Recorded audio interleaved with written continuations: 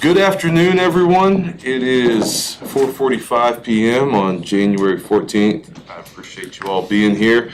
My name is Joel Enriquez, and I am the chairman for the Planning and Zoning Commission for the City of Canyon. We have a Capital Infrastructure Advisory Committee meeting to get underway. So I'm going to go ahead and call the meeting to order. The first agenda item that we have here is the approval of the minutes of the September 10th, 2024 meeting. I move that they be approved if there are no additions or corrections. We have a motion to approve the minutes. A second. Second. We have a second. Any discussion? No discussion? Okay. Well, I'll go ahead and, all those in favor say aye. Aye. Any opposed? Okay, the motion will carry. We'll move on to agenda item number 2, to hear a presentation from the project consultant Friesen Nichols on the maximum allowable calculations and staff recommendations for the capital recovery fee program. And so with that, I'll pass over the mic. Thank you all. Do you want to say anything, or you just want me to go into it? Just kind of what I put in here. Tanner, welcome. Thank you. To your first meeting. We appreciate it, but also a big one for this project that we've been working on. We had kind of an introductory meeting, just kind of explaining what this program is, this capital recovery fee program. As Andrew explained, this is a tool in the toolbox. When a city wants to grow, it requires infrastructure projects to do so. Or when growth comes that the city is willing to accept, it requires infrastructure upgrades, water, wastewater, roadway systems. And the question is, how does that municipality pay for it? The options are wide and varied, and we've utilized a lot of those different options. We can take on debt. If there's fund balance, we can use funds that we have. We got ARPA funds during the pandemic that we're using for certain projects. We can increase fees. So water, wastewater fees for existing residents can be increased to be able to cover projects. And then another thing would be this impact fee, capital recovery fee program. We've done that in a way with our past 2 developments by agreeing with the developer through development agreement to a fee without it being a formalized program. State law requires if you have a formalized program, you have to go through this process. And so that's what we've been doing with Friesen Nichols. It's something we've been exploring, and it is a policy tool saying, okay, well, we think new growth should pay whatever percentage, again, policy decision that you guys recommend to our city commission, and then ultimately they will make that decision. Okay, we think that we're okay with this being a policy decision, or we think it should be less or none or more, and that's really what it comes down to. There's not necessarily a right and wrong here. It's policy of how do we think it's most appropriate for the city of Canyon to be able to finance these projects, and who's gonna take the impact of that financing. So with that, we're gonna talk about these calculations. Last meeting we talked about our land use assumptions for growth over the next 10 years and what are all the projects we need to be able to sustain and manage that growth. That led us to this meeting where we're going to talk about, okay, now we know what all those projects are, what those projects cost. Here's the maximum that we could charge in impact fees, and then we'll talk about staff recommendations. Thanks, Lucas. I think you kind of covered it well. Sorry. It might be done, actually. No, you're absolutely right. You know, this is our 3rd meeting of this committee throughout this process, where we did talk about what does the process look like to go about implementing one of these programs. How much are we growing? Where are we growing? What does that look like from a land use perspective? You know, the land use assumptions will inform what are the capital improvements that are required in order to help facilitate and promote that type of growth. So those are really what we talked about the last two meetings. Here, we are here to kind of talk about the dollars and numbers and what could be recommended going forward. So we'll kind of go through all three different systems: water, wastewater, and roadway. We do have some other utilities as a benchmarking exercise to see, where could Canyon fall, where might they fall, and what is that going to look like going forward. And then at the end, we will have some action items. We will be looking to hopefully get a recommendation out of this body that does go in front of the City Commission that will ultimately decide, do we go forward with a program like this or not? So kind of with that, real quick, I want to hit on the background of what the calculation actually looks like. You can see it's a relatively straightforward calculation. There's a numerator, denominator. You divide it out to be what is the maximum allowable that the technical results of the study tell us we could charge. And then it gets into that policy decision of what would we want to charge. So you can see the different boxes there. How much growth is really what that kind of denominator is. So growth in single-family living unit equivalents. You think of a single-family home is going to be kind of our base type of charge. From there, multifamily or non-residential type developments, there are different kind of scales that go off and different factors that inform what a fee could look like. But from a 10-year single-family look, how much are we growing? So that's kind of the bottom part of the equation. The top part is what's an eligible cost. You do have the total cost of implementing a CIP project, and oftentimes, and through the kind of the technical analysis of the study tells us we probably can't charge all of 100% of a project cost that's really attributable to that 10-year growth that we're looking at. So you'll see we've got some slides that show how much of an actual project cost is what we're going to be considering eligible for this project for a potential fee, and then providing a credit. So state law says unless you do a detailed financial analysis to figure out how much you want to actually credit back for those total costs, state law says if you don't do that financial analysis, you really just do a 50%, kind of just chop that number right off the top and go from there. So at the very beginning stages of doing this project, the decision was made at this time to just go with the 50% credit analysis. So you'll see what the numbers look like there going forward. So stepping into the water wastewater side of things, a water wastewater capital recovery fee is going to be all based on the size of meter. So you have different meter sizes on the table here. So in City Canyon, the 1-inch meter is going to be our base meter. You do have historical meters in the ground that are still 3/4 and 5/8 meters. We've kind of showed them just what that equivalency would look like, but the base meter we're going to be looking at going forward is the 1-inch meter. So it has the ability basically to pull a safe maximum operating capacity of 40 gallons per minute.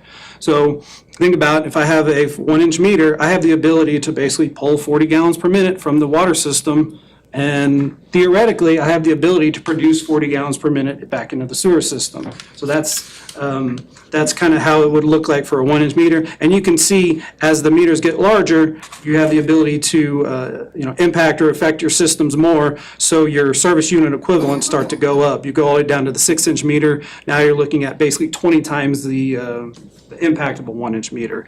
So if you go to the next slide, please. So you can see what that looks like from a service units. So this would kind of be that denominator on that equation that I showed you. 2024, I know we just started in 25, but we're using data from 24. So you could see the different meter sizes, how many meters we have currently. So in 2024, we have 5,734 meters broken out by size, and what that actual service unit looks like when you multiply them by that service unit equivalent from the previous slide. So the service unit equivalent is actually lower because of that base meter. When you have the 3/4 and the 5/8 inch meter that have a ratio lower than 1, your service unit is actually dropped. But you can see looking out in that 10-year growth window, we're not showing any growth for those smaller type meters because we're not putting those into our systems anymore. So based on our 10-year growth projection, we're looking at the addition of 728 1-inch meters, some larger meters, 2, 3, 4, 6-inch. So that's a total growth in service unit of 846 service units that we're going to be adding to our system based on our growth projection for the next 10 years. So that's going to be on our water sewer side of things. Looking at the eligible water CIP that was identified, we presented these projects at our previous meeting. You can see the majority of the projects are going to be up in the northern portion of the city. We've got some water lines, we've got some new wells to help provide water supply and service to the 10-year growth. As well as, there's a new 12-inch line that's proposed kind of on the southeastern portion of the city as well. So these are the projects that were identified to be hopefully growth eligible for 10-year customers coming on in the city. So looking at that from a table standpoint, you can see the projects, the project names. I'm going to skip ahead over to the projected total cost. So that's that second column from the right. So the projected total cost of all these projects, that actually adds up to be about $10.3 million. But what we have to do, again, is figure out what portion of that total project cost is going to be attributable to 10-year growth. Those customers that we identified, how much are they going to be using of what the total capacity of that project would look like? So what we did was basically the three columns in the middle, that percent utilization is looking at, okay, so a project, how much of that is serving existing customer? So that would be that 2024% utilization number. So for instance, the top project there, Spring Canyon Well Development, Well 39, when that goes into service, it's not going to be serving any new customer, any existing customer. So therefore, your percent utilization is 0%. In 10 years time frame, based on the growth projection that we used in the new customers coming online, we're saying the results of the technical analysis show we're using about 30% of that total project capacity goes towards 10-year growth and development. So we basically have a 10-year utilization of 30%. So taking the projected total cost, $812,000 times 30%, that gives you an eligible cost of $243,600. So going back a couple slides through the equation, when we talk about eligible cost, that's what we're going to be seeing. Now, the other thing to kind of mention here is you do see a couple projects that have percent utilizations for 2024 that are greater than zero. Really what those are is essentially, we put in a project over the next few years, there is a portion of that capacity that could be serving existing customers right now. It's a small amount, you can see, but the majority of it is really, we're identifying these projects around what's going to serve our new growth. And then at the very bottom, you could see the cost of doing this feasibility study is going to be 100% included. So we split it up between water, sewer, and roadways. So those are basically the utilizations and the eligible cost for the water side. If you go to the next slide, please. So you can see how the numbers then start to fall out into the equation. Again, total project cost, $10.3 million. What is actually we're calling eligible cost gets cut down to $2.5 million. Then we have we're able to actually add in financing costs. So we looked at doing a 4% interest rate over the life of a bond for paying for these projects. So that gives you a total recovery fee eligible cost, $3.6 million. So that would be that kind of first box. Talked about the 50% credit off the top, so we're basically just dividing it or cutting it in half. So that gives you $1.8 million is going to be your numerator, divided by your growth in service units, 846. What that yields is a maximum allowable, by the results of the study, basically what you could charge for a new home 1-inch meter is $2,138. Any questions? Everybody following that methodology? That'd be a one-time fee? It is a one-time fee. It's a one-time fee that's only assessed to new customers. Existing customers in Canaan do not get assessed this at all. So, Okay, do we ask questions now or please. wait? I don't want to interrupt the No. presentations. Your percentage utilization on the Spring Canyon elevated storage tank, you've got a 24% right now, but that tank's not built. Correct, but when it actually gets built, a portion of that capacity, if you think about how the water system's connected, basically the area of influence that the tank would would be serving, there are existing homes there already. So we can't count that, basically that percentage in terms of eligible cost dollars. We can't give that to the existing customers. Okay. How does that, how does It's that, not- oh, sorry, go ahead. I was just, 'cause while it's not necessary now to build that, if we stop growing at all, basically if we built it now, it would still benefit our system because it would serve Madison Park and it would serve some of Hunsley because it's in the same pressure plane. So it would add redundancy to our existing system if it happened to exist now. But because of that, the state law is saying, well, because it's gonna do that, it's gonna serve those existing neighborhoods, you're not allowed to charge that percentage on new development. Because it's not 100% serving new development. If there was a random pressure plane out there that had no service to it now, and it was all new growth, then it would be 0 and 100.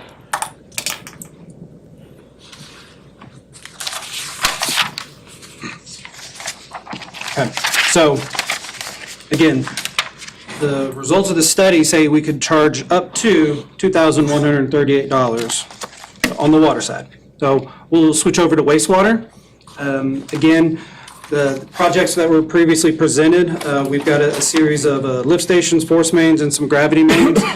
We do have, again, projects kind of up in the north and northwest, projects down in the southeast are kind of our two growth areas. So just a handful of projects here. We've got 7 projects in total. So you can see the cost there for projected total cost and eligible cost. The total projected total cost, basically $13.9 million. That's been cut down from a 10-year eligible number to $3.3 million.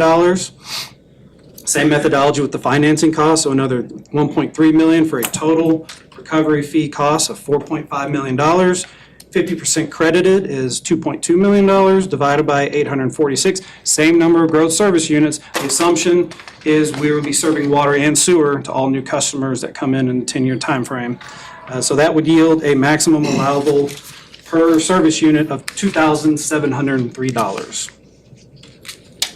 So we're $21.38 for the water, $27.03 for the wastewater.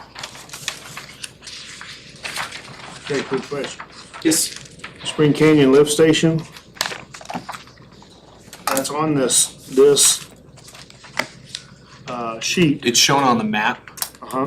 because the Kim Road project doesn't really exist without it. Okay, So on the projects, it's just the Kim Road lift station, but on the map, we show the Spring Canyon lift station because that's where the Kim Road would tie in.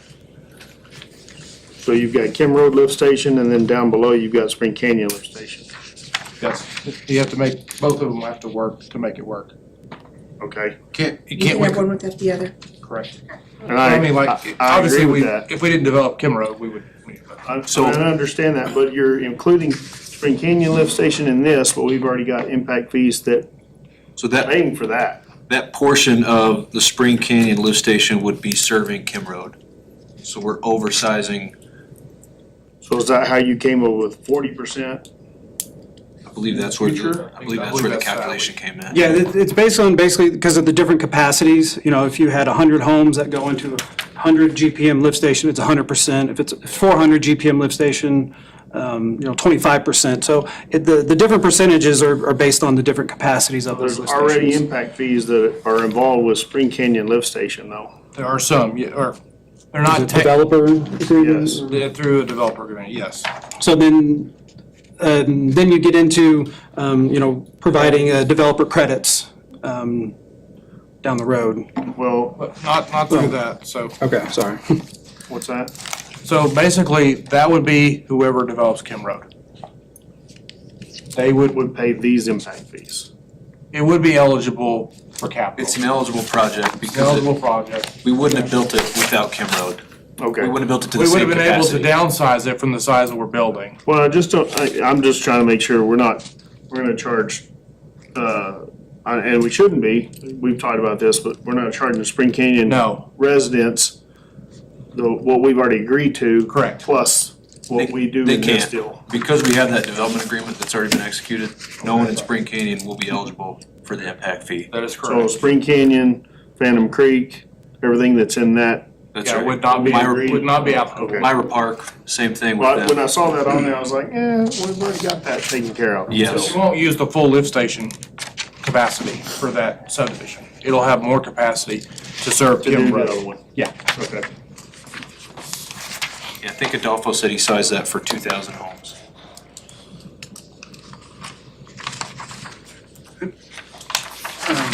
Those would be the water sewer numbers. Now moving into the road, and I guess seeing this, I should have mentioned it. For water sewer, we have one large, it's the same service area citywide.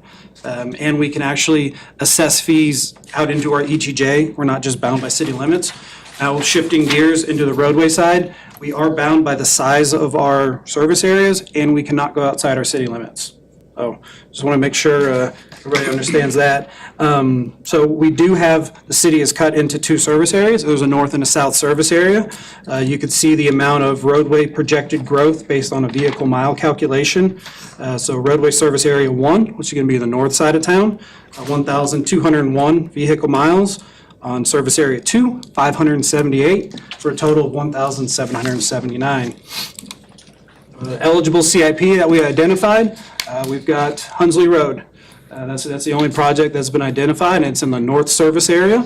So you can kind of see the limits. I always forget the western limit, 2590. 2590, and then 80, or 60, 87. sorry.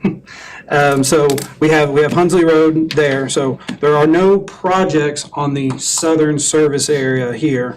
And we'll talk about kind of what that means here in a minute.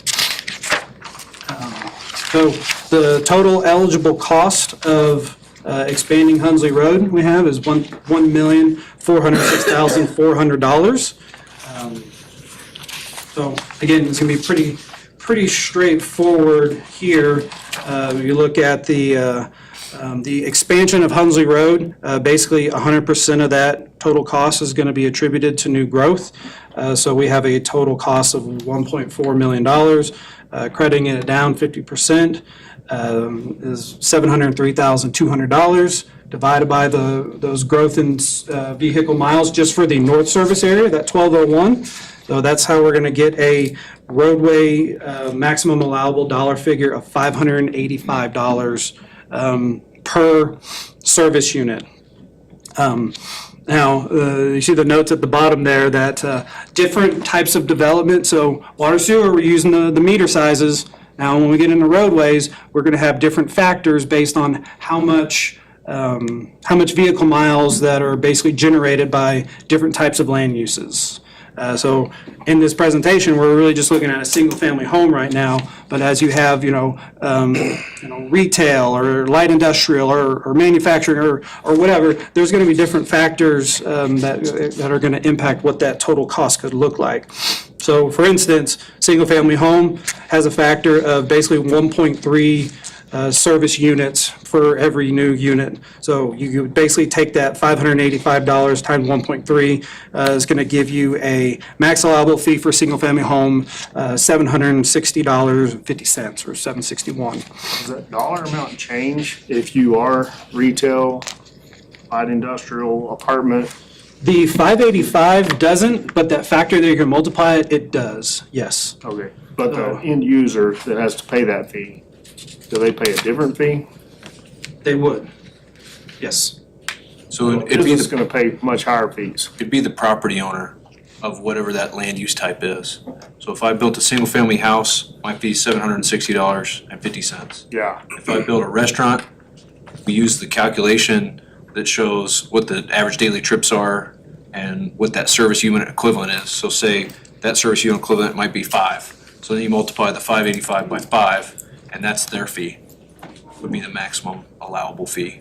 so if I put a Business type. restaurant in, I may have to pay 5 times the impact fee. Yes, Wow. because on Potentially, roadway, yes. we're saying You're your generating a lot more impact, traffic. your impact is 5 times more Convenience on that stores road. high too, we got a lot of traffic. So Walmart, right, like if Walmart came in new, they would have a massive impact fee because they have they have that many more times the impact on the roadway that's being impacted. Okay. There's Same- an index- same- there's an index same chart, thing I for believe, water and Andrew, of all this. Wastewater, really, because if you have That's a right. restaurant, you have a My 2-inch, follow-up question, is that the same for the other two? yes, and The that's what, multiplier, like, that was, I kinda missed my question earlier, but you said a 6-inch meter, is that, it's 20 times the impact, do they pay 20 times the that's impact exactly right. fee? Yes. Probably for a commercial building though, I'm assuming. There's right? only, Yeah, so like that's where it comes in is restaurants will have bigger meter sizes. What has 6-inch right now? Milk schools, plant? no, I don't think the milk plants is that big. I think Doesn't have milk's 4, maybe. So would the school pay the impact fee? No. So anything that large, school in West Texas A&M, I think they're the only ones, right, Chris, Tanner? That's it. So those would be non-applicable. But a big business is gonna pay multipliers. It'd have to be seriously large, Yep. yes. Because they have that increased impact on the system. So if you have the ability to take 10 times more water, then your impact is 10 times, that fee is 10 times. So I'll just say that, so that 1-inch maximum allowable, back to the, 2,138. Go back to the number. Multiplied by 20, meters we to have. put in a 6-inch Yeah. meter, that's $42,760. So there's our meter list again, Jeff, to see how many numbers we have currently. How's it work if, so like the restaurant, one of our restaurants has 2 different lines.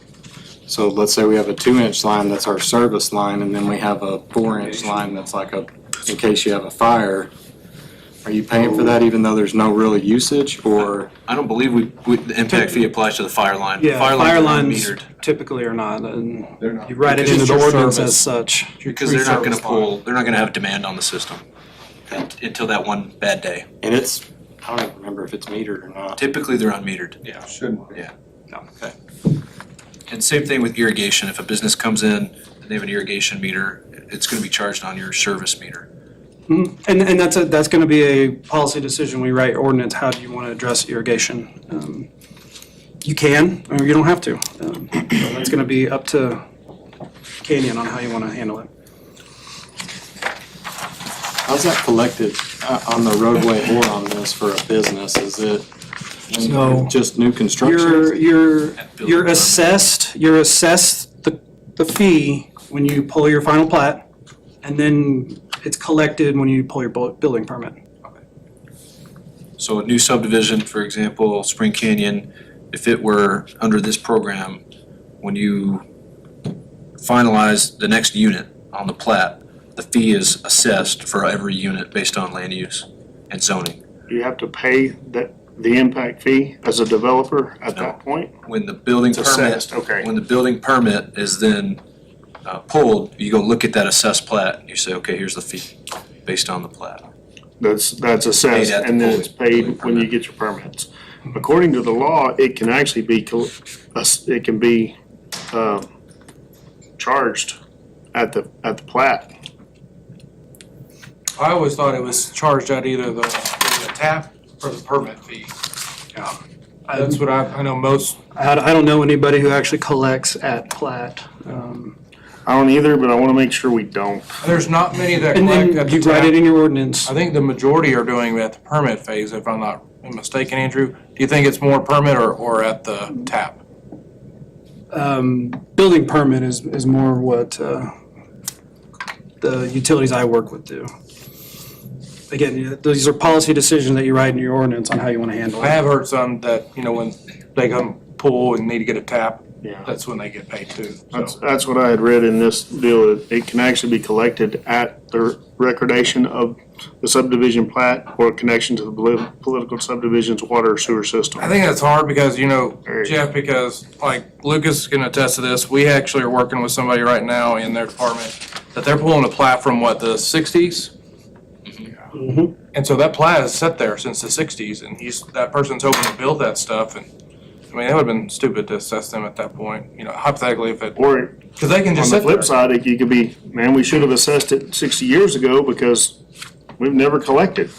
And it just, that's the thing is those plats can just sit there, See until, both sides. until there's movement, the plat is just what it is. It's that legal confine at that point. There's also no impact at that point either. No, So there's not. they're not contributing to the water usage. Totally agree, but the law says they could collect it. So we gotta make sure when we present this, either to the commission, that it's written in a way so that it doesn't get collected at filing of the plat, because there is no impact. I completely agree. And things with could that. change too. That has If you never change your even plat, been- Say our staff recommendation will be for the fee to be collected at building permit issuance. Good. So, How about the commercial lots that are sitting out there along Spring Canyon right now? Does that fall under this, or Nope. is that Spring Canyon is completely outside of this. anything So, Spring new Canyon outside? and Phantom Creek both. Those two have already got done deals. Those have been negotiated. They have they have impacted the system. Yeah. And those have been factored into the numbers, but they're not gonna be assessed anything. Those have already been So, addressed. so with commercial property, we're really kind of looking at Kim Road along I-27 frontage Possibly, is yes, a targeted area where that would be applicable. yes. Southwest corner of Hunsley, potentially going west on Hunsley, Rock Rose owns property back there. Yeah, some Rock Rose property over there could be assessed. Southwest corner. Basically, anything that hasn't been Hunsley developed and at this 2590. point, Correct. right? Correct. Oh, There's okay, Excel okay. substation, but in front of that, there's some property, a couple small areas, nothing large. That's cool. Yeah. Is the county, I know that somehow, because I live right there off of Hunsley Road, the county, do they have any responsibility with some of this cost on the roadway on No, Hunsley? no, that is our road, It's Hunsley is our the road. city's road, yes. but then the north side of the ditch belongs to the county?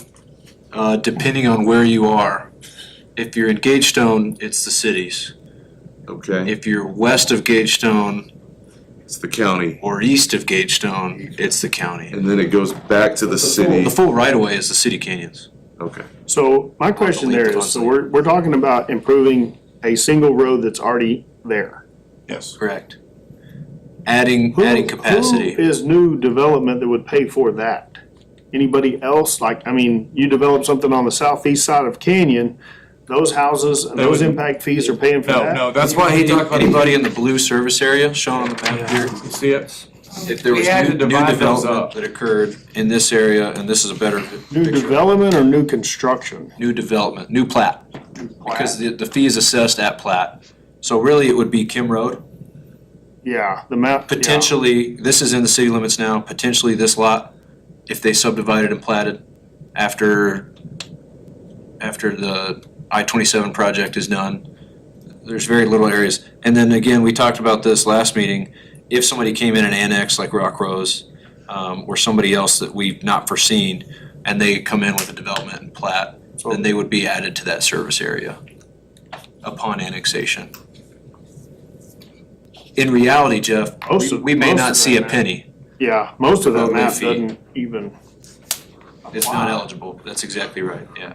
okay. That's the reality of the situation, is we may not see any roadway fee come in. But through Well, this I just process, we have to be prepared, because a lot of things have happened in the last 3 years that we didn't Yeah. expect to happen. Well, and I wanted to make sure that, a new, like if you go in town, you tear down a house and you go get a permit to rebuild a new house, you didn't change the plat, but you're not gonna be charged No. any impact fees for adding a newer, bigger, nicer home. You have more impact now though, right? Technically, Not if you have a yes. 1-inch meter. theoretic, if your meter size doesn't change, Yeah. So, Okay. So that brings up a question for me. When you look at kind of the cost of the projects, if these projects are being kind of executed and paid for before we are assessing and collecting these fees, what happens if we don't hit these targets that have been theoretically developed? Does the city just go into debt at that point, or how does that work? Yes. Yes to all of it. Yeah. and none of these projects on this have been started. So all of these projects are proposed projects that we anticipate would need to happen to accommodate the growth that happens. This is something we have to look at in 5 years. So there's a few of these projects on here that if things pick up and go quickly, we might have to start. But then there's also that 5-year period of, okay, growth is exceeded, not met, or is right on target for what we expected. we revisit this process with the calculations and the projects, and we can edit that fee if we feel like it's necessary.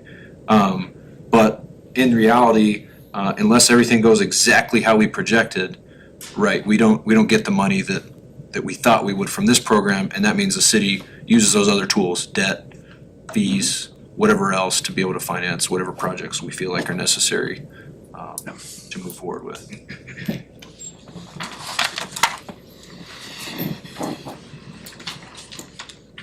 So, talked about what the dollars say you could charge. Water, 2,138, wastewater, 2,703, roadway, 761. So for a new single-family home, we'd be looking at up to $5,602. That's maximum allowable numbers. Working with staff, come up with their own recommendation to go in front of you guys as what we might recommend to city commission as kind of these starter values or rates. So you can see water recommended $450, wastewater $750, and roadway $300 for a total of $1,500. If you go back to the total cost of these projects, water was 10.3 million. That's before the eligible numbers. Wastewater was 13.9 million. Roadway is 1.4 million. That's what, $27 million. 1,500 really kind of represents 13% of that total true cost to kind of help, supplement or add that tool that helps pay for, these projects that are kind of projected in there. So. Yeah, Andrew, do you mind if I just speak to this a little bit? So when we met internally to kind of discuss, okay, now we know what our maximum allowable calculation comes out to. What does the staff want to recommend?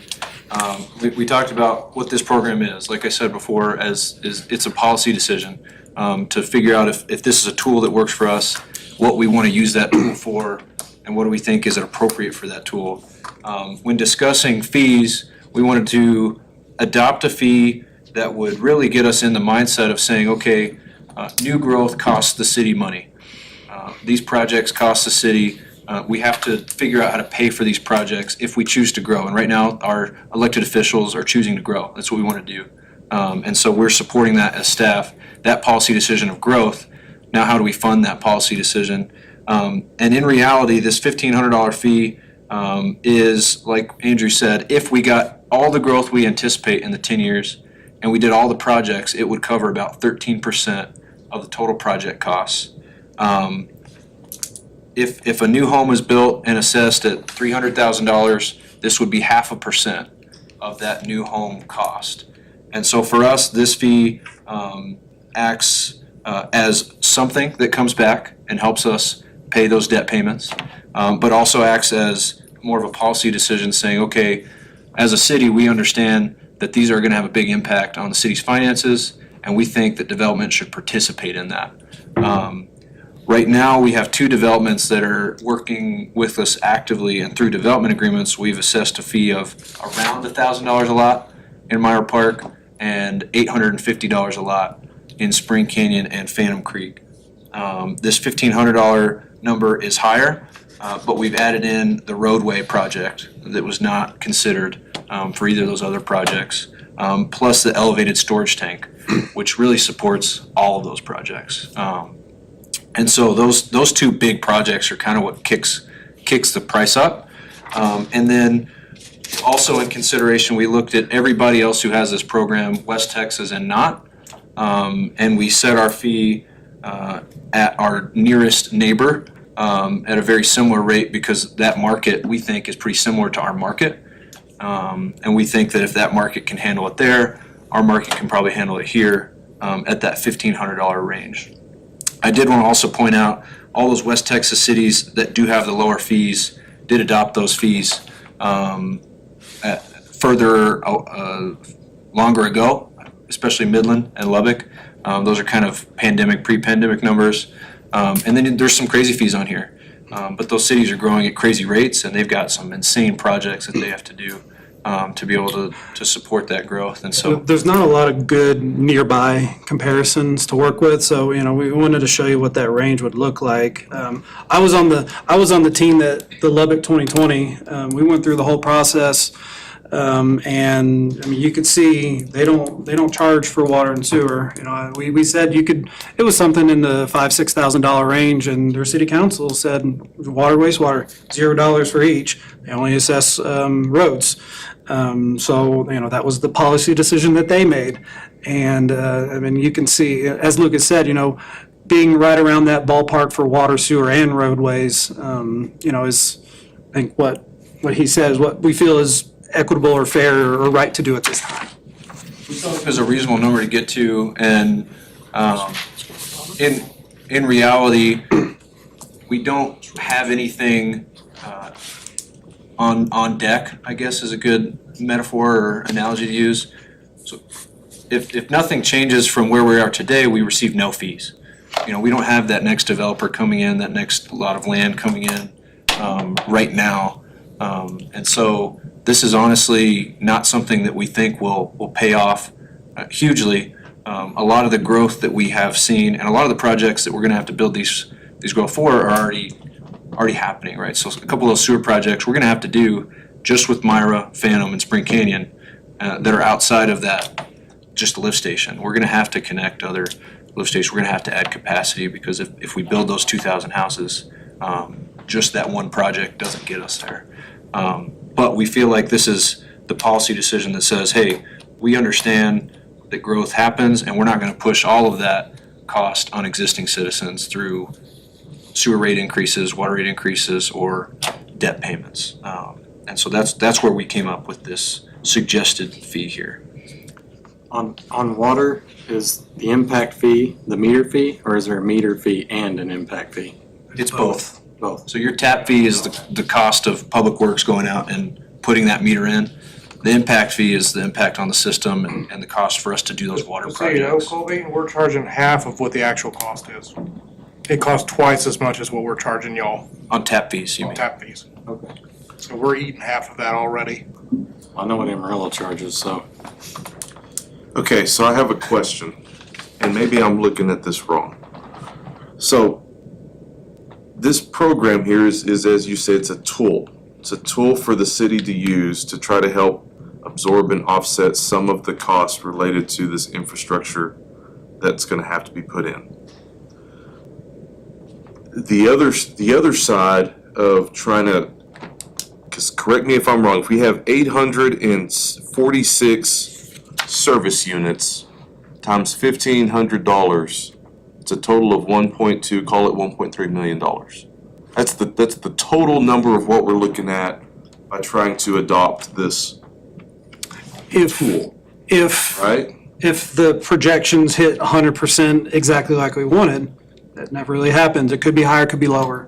Okay, If you add 1,000 service units times 1,500, now you're at 1.5 million okay, potentially. sure, okay, Yes, that's the total that we could do, okay, which doesn't cover the cost of one project, right. right? Yeah, when you go back and look at it. So it's a small piece of the pie overall, but I guess let me ask this question. 13%. 13% is what you said earlier. Yeah. You're betting on the come, right? With all this coming at whatever rate that it's coming in, whether that take 10 years, whether that take 15 years. Right. Maybe it takes 5 years. I don't think that'll happen. Right. Go on, Joel. So my question here is, wouldn't it benefit the city more to assess this across all citizens and know that that's already there and that you can already assess that to existing citizens? And if I do $1.3 million, if that's the whole thing that the city's hoping to get out of this thing, divide that by 5,921 service units, it's $214 per service unit. Am I missing something? That's how we issue COs. Right? But am I missing something on it? That's what's happening right now. That's what's gonna have to happen in order for it to work. So that's the Right. policy decision of saying, It just seems like that would be a little bit more of of a guaranteed income for the city than to There is no- bet on a 10 or 15-year hope that all this kind of works out. And that's what we're doing now. We don't, with this program, we don't bet because we don't go and take out debt for all the projects listed on both sheets. Sure, We don't do that. sure. We're not gonna go out and take out the $20 million to do every project once we adopt this fee. When We're gonna adopt the fee, and There's a then we're lot- gonna sit and wait. there's And a when lot the first more, project becomes necessary, we do that one project. there's a lot more projects that are not on that list. Well, sure, yeah, I'm So, sure. you've we got were some very of them. conservative on the projects we put on there. And so one of the things is, we looked at just 10 years. And so, however, we're planning for 20 in a lot of things we do. So one of the things, and some will know it, we own a whole section of land that we intend to develop one day. It's not even on that list. Because it's probably further out in 10 years. Another big project that we haven't discussed that Andrew and some of the Freeze and Nichols teams have discussed with us is expanding our wastewater plant. Our wastewater plant is probably 3 to 5% from getting to 75%.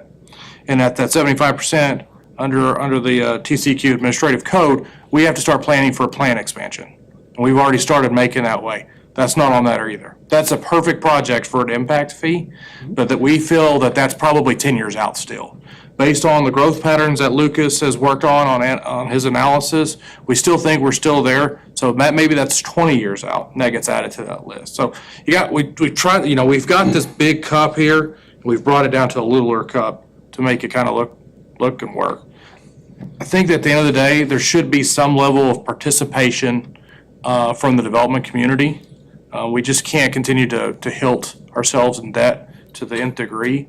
However, at the same time, we're all very, very conservative in what we do. And so we have had really good relationship building over the last 3 to 5 years with the team we have here on the city and our development community. We've tried to really make that work, and we've come to the table. Sometimes it's not very uncomfortable conversations, but we've come to the table and done stuff. We wouldn't have issued debt on this new development for Spring Canyon had we not made a deal on a per lot. As simple. It was a delivered message. But we were able to do that. Same thing with Myra Park. Those don't happen without our utility projects, and vice versa. It's a give and take. But at the same time, we got to be reasonable Sure. to a degree. Do we want to try to do something like this, or is it not easier to just So- negotiate like we did? It is, and we can still have that option, I believe, legally. The hard part is, so if Lucas is a developer, he comes in, he lays down all his stuff and doesn't need anything to be changed. So he meets all of our codes, meets everything. He legally wouldn't be required if he had all the things he needed. You wouldn't be required to do impact fees. He wouldn't have to do a development agreement. A development agreement. A development agreement, it's the tool we've used. Would need impact fees. He would be assessed an impact fee, but wouldn't need a development agreement. So there would be no reason for us to approach with a development agreement if he was gonna meet and check every box in our subdivision regulations. Does that make sense? No. That's- How do I develop without a development agreement? I mean, you have to agree to everything. Concrete cul-de-sacs, underground power, everything that's negotiated, all it has to be agreed to. Yeah, we'll do all that. We wouldn't technically have to have a development agreement at that pace. Because all that's been fixed. And that guy wouldn't get assessed impact fees. That's the only way we would be But able. he would. That'd be the Joe's only saying way. that's the problem with your suggestion of always negotiating a development agreement, is that some people might not need one. So if somebody comes in and they're on existing, they're right across the street from existing services, we don't have to engage them. There's no way for the city to benefit from the capacity and the demand that they are gonna add on that system. But if, So we get stuck. for example, if this was in place before I developed Spring Canyon, Sure. but I decide, hey, I like Spring Canyon, I like that piece of land. And I go out there, we develop it, now I have to pay, well, in this case, $1,500, but when your study, Well, no. The water you made it would very be- clear, you don't pay anything. I Colby agree, pays the $1,500. homeowners would. Yeah. I Colby agree. pays $1,500. But at the same time, I had zero impact on the water in Spring Canyon because it was already there. It was already a water line there, so You're every, still impacting the system. You're drawing water off that water line. but you didn't have to put any infrastructure. You didn't have to build Not in anything, you your didn't have subdivision, any, but you're you didn't taking- have any debt as a city. So Yes. that, Doesn't that mean you didn't particular impact it. case was a better development, it was just a better area to go develop than, say, south. Right. Where we've got a floodplain to deal with. But there's still an impact on the system whether we issue debt or not. If we issue debt or cash, the way But we it's- finance it has nothing to do with it. I think it's always arguable as to what the impact was. If we have this system in place, So then it we've goes already back to set the, we already set the rate. the project list would be different, is what it would come down to. So if you went into Spring Canyon as you did, and this program was already adopted, but we had anticipated 1,000 houses on that section, which we're thinking we can get to 1,000 houses on that section, that elevated storage tank still becomes necessary at some point. Okay, So that project still has to happen. That elevated storage tank is $6 million. We would still need that fee as part of, you do, but how much Piece of money the puzzle to are pay you, for that. are you taking in as a city based on the new services too? not Do we- enough do to we make cover, money? not enough to cover all of the existing services, the additional staff, firemen, policemen, everything else, maintenance, and these projects. But as the city grows with those people, you also collected taxes, you collected water, and you collected We'll sewer. get some, but that's the only way to make it work though. I agree, and I hate to say this, but there are times where taxes should go up. Everybody brags about how low our tax rate is, but Or the most conservative county in the This United might be- States of America. the time when it needs to go up to cover costs of growth. Public comment is allowed at every city commission meeting. Nobody You're wants to welcome bring to it sign out in the and ballot. make that statement. Can I follow understand. up? So if we, are you saying if we don't do impact fees, we just won't approve any new developments because the infrastructure's not there? If the city Or- commission and this body makes a recommendation for zero fees, it means that existing customers would pay for the infrastructure if the policy decision is to keep growing. So for example, right now with the Spring Canyon Phantom Creek, we're taking on $5 million of debt.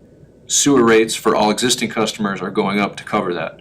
So I'm paying for that, Tony's paying for that, everybody who lives in the city of Canyon is paying more on their sewer, to your point, to cover that. And so that's why I was gonna come back to your statement of, if we're trying to get 1.3, why don't we just divide that by all of our existing and projected new? Right. The problem with that, policy-wise, is that all the existing are already covering the other 76%, 70, whatever it is, 77%.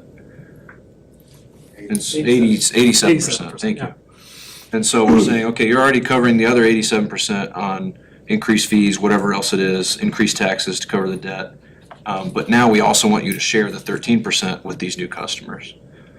So this is just saying, okay, new customers, you're gonna pay 13% of the total project cost. We're relying on the other existing customers to pay the other 87%. That's the tool aspect of it, saying, why not do that? We are doing that in other cases. That would be the only thing we could do if we didn't have this fee. And more than likely, those impact fees will have already issued debt at that point, and those impact fees either go to the next project that we haven't done, or they go to pay the debt. That's right. Does the impact fee go into a specialized fund? Do they go into the general fund? What do they go It's their to? own separate account. You can only use the dollars you collect on the projects that are shown on here. You can't use them anywhere else. So how does that work with paying back debt of another project, or in the case of the roads, It'd only be a North, project on this south. list. nothing else? Yeah. And so What like the happens to south the money service if area the- would have zero roadway fee. 'cause Another there's no project roadway. doesn't happen, it just sits there? Correct. Yep, that account sits and it rolls over. If you We want- re-update your study, Those you identify projects- new projects or new fees or new rates, you can build up that account and use it on only projects that are identified in this CIP. Those projects won't And be this done in board 10 going years. forward, if the program is adopted, this is the board that has to receive a report on that fund Twice a year. So twice a I have year. one more comment question. Craig, how much is an average house permit when you go to build a brand new home? $1,000. $1,000? Let's just, round it off. Okay, so most homes are already assessed $1,000 permit fee. And that's just a permit fee, but now we're gonna add another 1,500 to it. Could be 5,600. Could be. And I think a lot of people don't realize how much money that is before a shovel ever hits the ground. That just gets expensive. But we make a We get lot of it. trips out there. Oh, no, you do. And that covers your expenses, just like the tap I fee see what you're saying, okay. it is only covering half of their expenses. But it's not just a $1,500 fee when you go in to build a new home, most- or $45,000 if you're building a new business. You also permit fees. There's a lot of, Right. I don't want to add to that. And our permit fees maybe cover 50% of our staff time.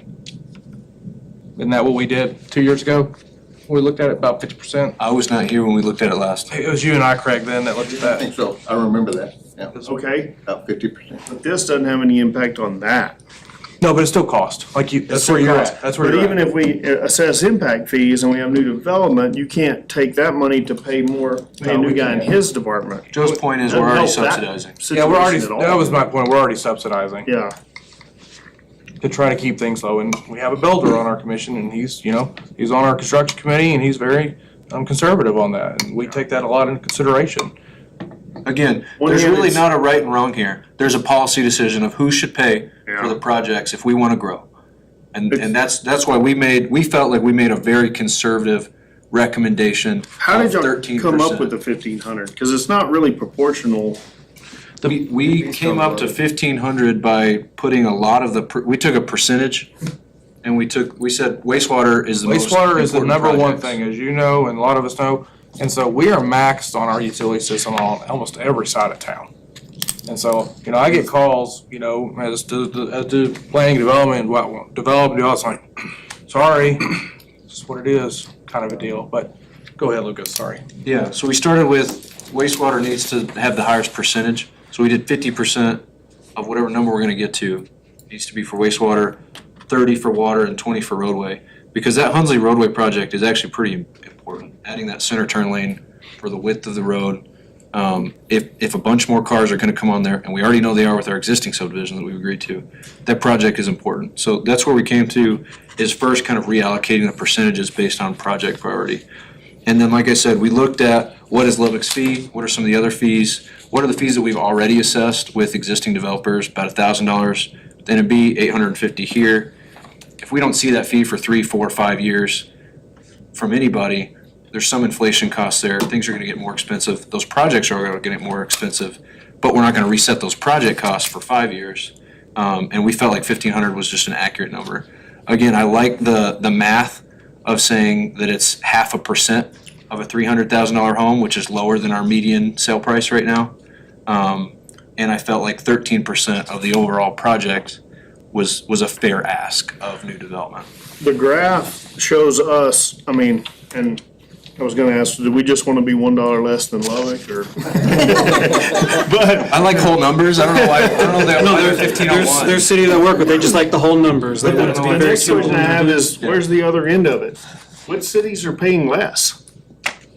Or are none? Is that like the minimum? I mean, I've seen cities that have theirs. You talk about a city, like, I'm in Fort Worth, so some of the landlocked cities that really aren't growing much at all, I mean, they're probably like under 1,000 or something total. Cause they know they don't have any new development. Correct.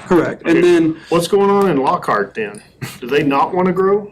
oh, they do, and they have no problem We're with gonna getting pay those that. fees. They're- That's Central Texas, rather than it's kind of a different ballgame there. And it was, it's came off kind of as a joke, but no, I'm serious. Do they not wanna grow? Cause there are cities that don't wanna grow. Sure.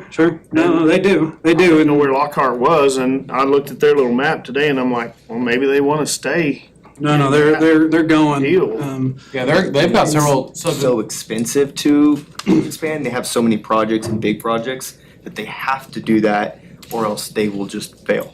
When do we The get to mayor of that point? Lockhart and I are really good friends. Yeah? And they've got several subdivisions on the ground right now that are going and got more coming. They're they're very similar to us. Jeff, we get to that point when Austin gets as close to us as Lockhart is to Austin. Really, Yeah. I mean, seriously. And that's the other thing, is we're comparing Canyon, we have how many residents? 14,000 We're at residents? about 16. 16. Compared to Lubbock at 300,000. Compared to Odessa at 250.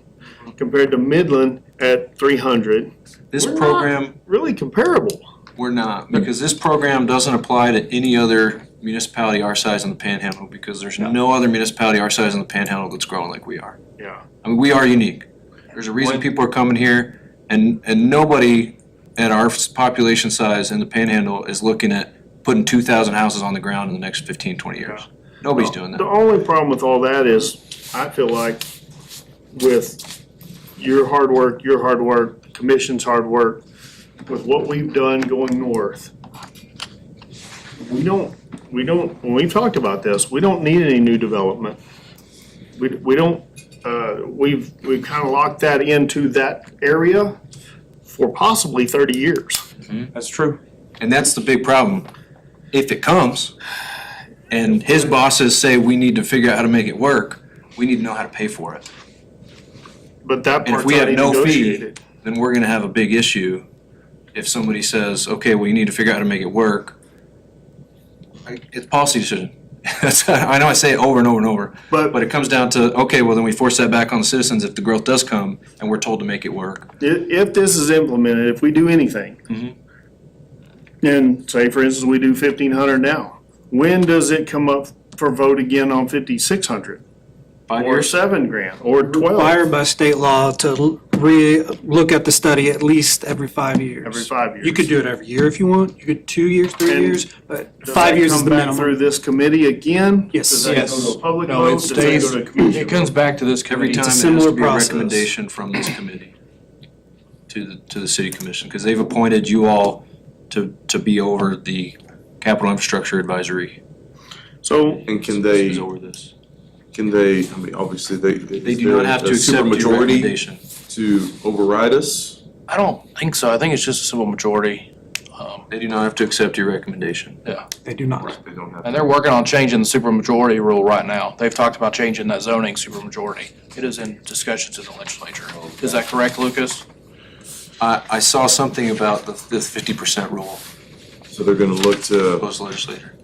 get rid of the supermajority and just have a simple majority. They've talked about it now. We could adopt this today for $1,500 and in 5 years, go back and say, you know what, that had a negative impact. We wanna get rid of all this altogether. We can come back in 6 We're months saying, if we wanted to. yeah, you would have to relook at your land use, relook at your CIP. I don't know who would, And we make our recommendation and then effectively the commission above us could say, you know what, we see what they said, but we're gonna raise it anyways. I don't know who That would, is their who would right to have do a- so. I don't know who Right. would have an assessment on the impact fee in the next 5 years or 10. The only projects that would be on the horizon, there's, in talking with internally, we've got to do the sewer line from Hunsley Road down to Lift Station 6, which is right there at 806 Fitness. When we get these 2,000 homes over the next 20 years, that's what we're predicting, 20 years build out, that's what's coming. We will be over capacity in our lift station on the golf course. And so we will have to supplement that by doing a sewer line, which will be difficult because we have to go down the creek and back up to that lift station. So that's probably the highest priority project right now on the table. So the other part is that Kim Road's probably the most that we've expect that might come on next.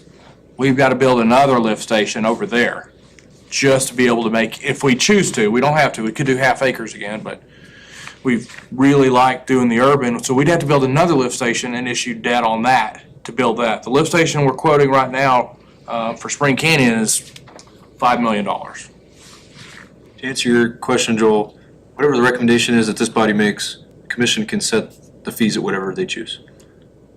They that is correct. appoint this board to do the work, to listen to the presentations, and to make a recommendation, and then they choose to take it or not. They choose. what- And we have just guessed internally what they might do.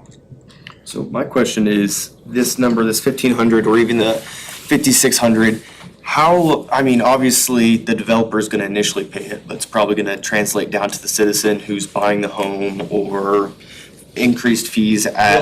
Builder usually pays it. yeah, the developer Oh, okay. never pays this. Okay, so the builder does it. Yes. However, it's gonna drive costs of using that facility, buying that home, things like that. Is there a good number of interest on these numbers for who really is gonna pay for it, right? do we have some sort of vote publicly for the citizens, or is that kind of just on us? That's all. That's what we're here to do, right? Okay,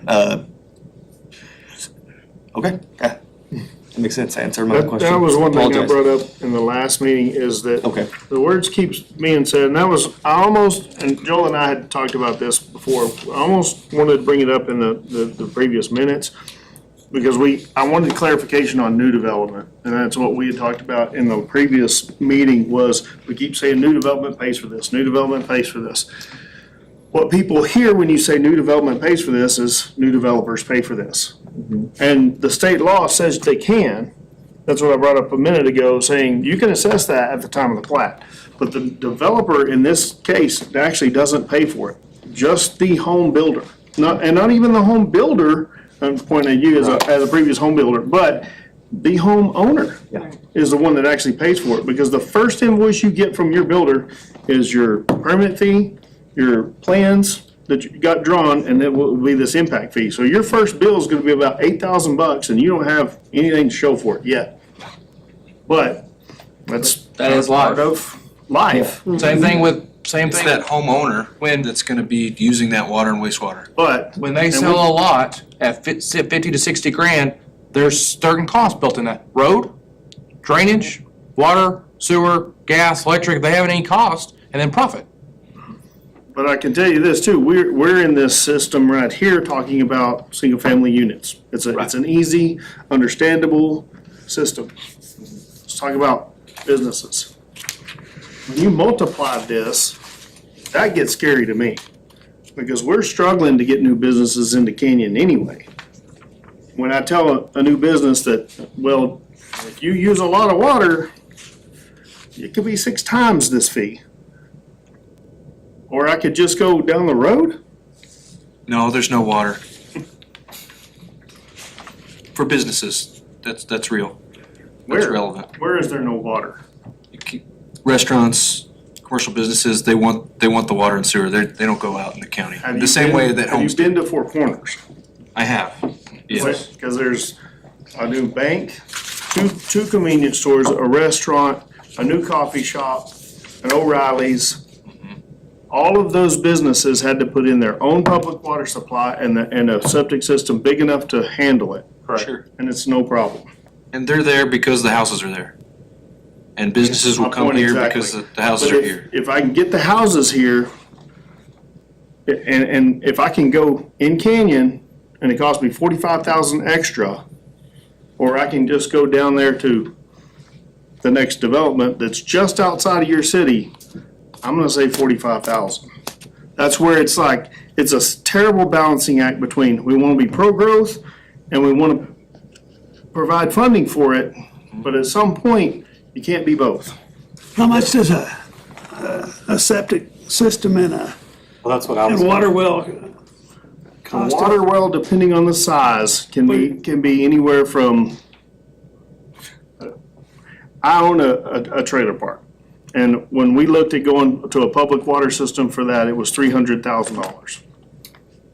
And they're choosing to do that rather than build here. And we have the houses here. I mean, we're doing that, that's happening on the east side of town. Mark Hughes is doing that. I was just wondering, having been an accountant once upon a time, I was trying to see, you know, It's expensive. I don't know what a septic system costs, and I'm glad I don't. But I know like a water well, if you want to have a good water supply, you're going to have to go deep. Yeah. You want to be able to run more than just one dishwasher at a time. You're going to have to go pretty deep, and I know that gets pretty expensive. So I was just, you know, does it I've cost heard you 10. $45,000 to? 10,000, 10 to 15 for a new well. No way. 20. 29. Well, see, I was under. See, I'm being very conservative here. It was 3 years ago. Yeah. That's how fast things change, but I'm just thinking, you know, does if I had to pay What, 15? $45,000 $215. Well, the problem is on a- that here, you know, am I actually going to lose money by business paying? for a restaurant, Yeah, you talk about Bob, did putting you a hear that? restaurant in the county, it's a quarter. So for the septic, if Because you're of single family, you may be 10 or 15,000, but if you're a business, it's gonna be more than that. So actually, when you get down to at the bottom line of the statement there, you're pretty much gonna come a wash whether you, It's probably cheaper still, yeah, but pay that 45,000. anytime you add in, 45,000, you buy an acre of land for 45,000 in Yeah. places. Not probably the commercial corner, but But you're still gonna then on top of that have the money it's gonna cost to put in the septic system. I guess the way I look at it, I'm not a developer, not a builder. The assessment of $1,500, yes, it adds some cost to the homeowner. It seems to me to be a reasonable cost at this time. But the bottom line is 87% of it is still gonna be paid by everybody else here in Canyon. So it doesn't seem to be putting an undue burden on that. I'm still subsidizing that growth. Just like everybody else in Canyon, I'm still subsidizing that growth so that my community can grow, and hopefully with the increase in taxable values, what's available out there to be taxed, that will have some benefit for me in the long run as a citizen. So, like I say, it seems reasonable. Look at some of those other things. Maybe someday the city of Canyon, to control growth, needs to assess $12,000 or whatever on that. But right now, $1,500 seems to be a very reasonable cost when you get down to it, if it even accomplishes that much. Because like I say, everybody else is still subsidizing that growth. And we're just looking at saying, pitch in just this little bit more because you've added a burden on the system that the rest of us are going to have to help you pay for it. And I'm not talking to you as a developer. I'm talking to the person that's buying the house, who's the ultimate person that's going to be shouldering that cost. my biggest fear is it gets out of control. So And I think Lockhart's out of control, and, because I think 12,000 is excessive. And I agree. I think 5,600 is excessive, even though that's what the numbers come to. I think that California and Oakland, it's $63,000 is ridiculous. And I agree. And if we were looking at something more than $1,500, But how did they get there? well, It started somewhere. Policy, it started whoever with, the citizens voted in to lead their community said that new growth needs to pay for new growth completely. Okay, but they started. different community, They started right? somewhere, and we're at that starting point. Without a doubt. So. I think Lockhart's had theirs that long, Andrew. Well, that's the last time these current fees, I don't know how many updates they've actually Well, gone nope, through. and from The what other we thing, understand, too- nobody's at the maximum. Yeah, so these numbers that you're seeing here aren't even their maximums, a lot of those. That's what they're using. That's their. That's not their maximum allowable. Not their maximum allowable. So It's similar probably, for- it's probably 2.5 times that. Knowing what Lockhart's going through. You haven't been there? You haven't been- that's where Terry Black says that, and, damn, what's the other barbecue joint? You know, have you been there? Doesn't matter, Terry Black's is all you need to know. Yeah. I know what you're talking about. So this policy that we're trying to recommend to the commission, what does it entail? Does it entail just this fee, or can we go back and look at those multipliers and say, hey, that multiplier, even though it logically makes sense, the more you use, the more we multiply, could we change those as well as a recommendation to say, hey, we think 46,000's a little much, let's do a factor that brings us down into the 20s, just to kind of qualm that concern. That's my biggest. We could fear, bring some though. examples. Yeah, my biggest fear would, you impact businesses like that. I think we need to be going after businesses and bringing businesses in. We need the sales tax revenue. If you have sales tax revenue, like I'm sure Lockhart, I know Midland, Odessa, you've got multiple, I've been to Weatherford. I know Weatherford probably better than, and Midland, better than anything on that list. They have the stores, they have the Costco's, they have the multi-million-dollar sales tax revenue that's coming in. We do not. We have one Walmart, and I don't even know what it brings in or how much it impacts our city. They do all right. If, It's number one on the Another tax one. list. if we're honest though, and really look at businesses in Canyon, I think we're always gonna be handicapped by proximity to Amarillo. It's gonna limit the scope of the businesses that come to Canyon. Do we want to make it any harder? No, but I don't think you're gonna ever get a Costco in Canyon, even at 20,000 people, I think, cause I can be at Sam's and I agree. well, actually, it may take longer now with all the road construction, it might take a day or two to get there. And we won't, but we do need, and that's, we worked with the CEDC to try to find, hey, who can we bring in? And what land do we have available?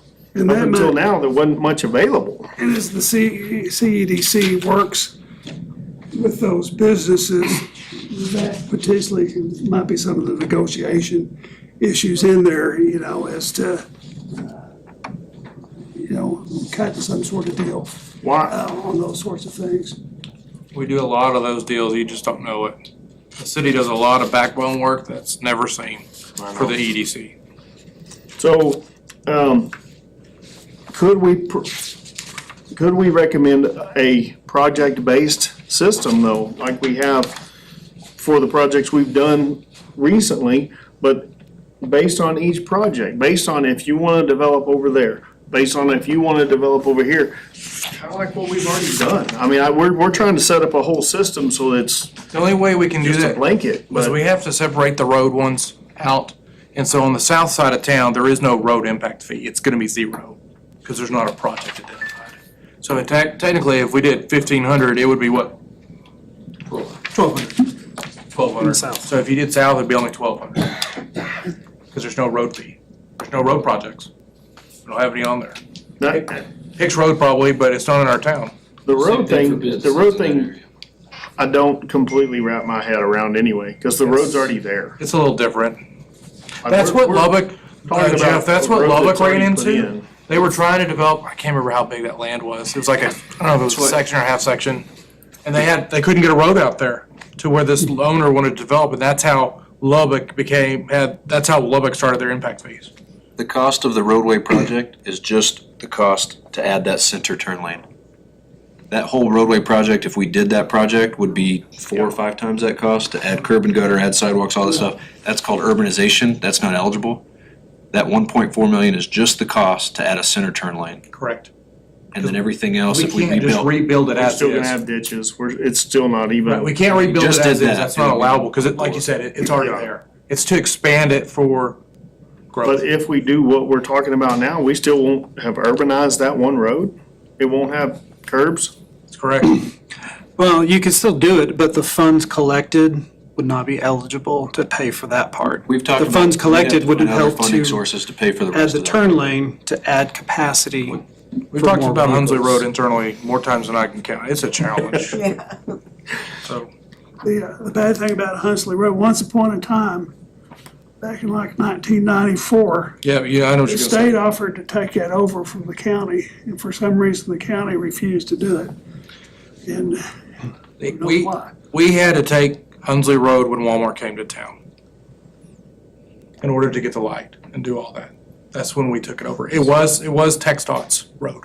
And no offense, you weren't here, none of us were, but that was terrible negotiations that they didn't make that a turn lane or a bigger road or get more right of way at They that did a point. traffic impact analysis. Yeah, they to did do determine that. what was required for Walmart and necessary for Walmart alone, and then they built what was shown in that traffic impact analysis. So as a developer, they did the full engineering study to prove that they mitigated the impacts of just Walmart.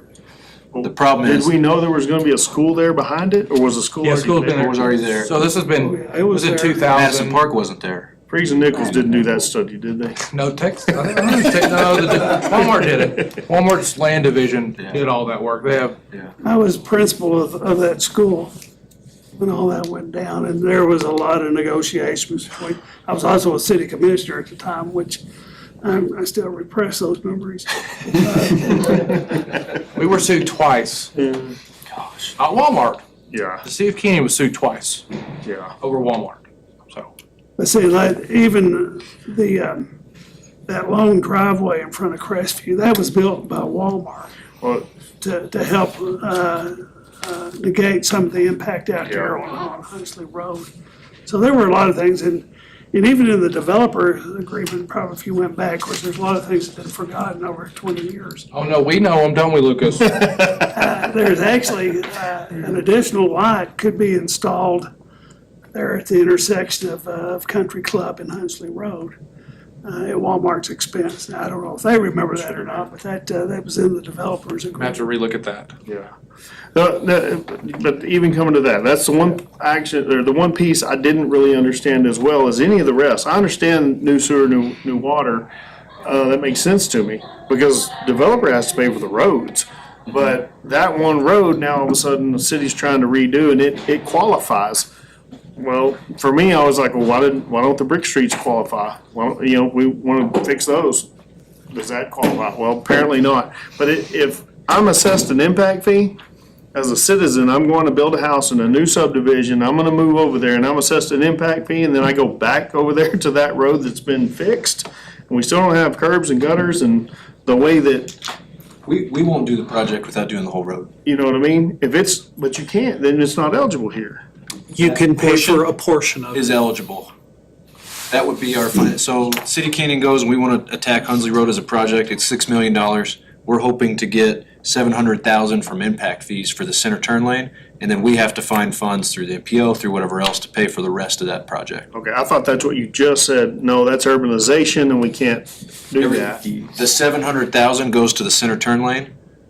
That's what The we can still 5.3 charge. million that we have to come up with Okay. goes to everything Because if I else. get assessed an impact fee and I drive over there and it still looks the same, but now we drew lines down the middle and now we can say we have a turning lane, I'm gonna be frustrated. Sure, understand. It's a So good it's idea. it's We just should a do- we fraction should of do a that. fraction of the cost. I got a paint gun. Let's do it. So, we've heard Andrew Yeah. with Freeze and Nichols, and I'm gonna bring this back to, agenda item number 4 here. Unless there's any other discussion that needs to be shared. I feel like we could probably be here for a few extra hours and need Joe to go order some pizza. Are we ready to consider and take appropriate action on the capital recovery fee collection rate recommendation as it has been presented for the staff recommendation of $1,500, correct me if I'm wrong, per service unit? Is that Per single family equivalent. per single family equivalent? Correct. So $1,500 multiplied by whatever factor was determined in, like meter size or road. Yeah, so like the Impact. maximum Your we base. could collect on the roadway would be the 700,000. That's the most we could get back. Same thing for these other projects. You've got 2703. We're not saying that's what we're gonna even charge, so 846 for sewer, we're saying that we might make 634,000 total. So that's where it comes down, yeah, that 1,500. The first two you calculate by that 846, the last one, it's a different number, it's a different denominator. Mr. Chairman, I would move that we recommend to the city commission that they accept the capital recovery fee collection rate of $450 for water, $750 for wastewater, $300 for roadway for a total of $1,500. Okay, I have a motion. We need to clarify the roadway fee on the south side of town, Andrew, being 0. Yes. No, yeah, so in the north service area, 450, 750, 300, and then the south service area, 450 and 750, 0 roadway. Excuse me. For that south section. Correct. I did that motion as As it was stated. Okay. So we have the motion. Do we have a second?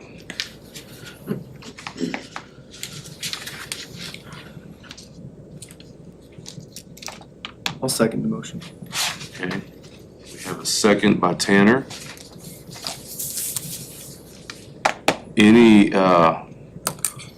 discussion? Yes, sir.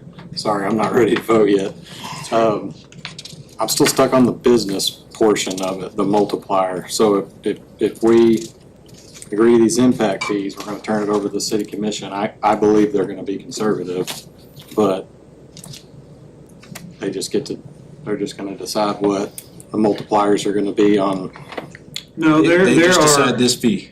The multipliers are set. so we're only Based talking on about land use single type. family right now. It's based That's on the all. land use type. It's on the, I can't remember what that How do we, document. how do we know those multipliers? I do have a copy of them here. But they are gonna be in the report and everything that shows What for different land determines use those? types. Do what? What determines those? How do they know There's those?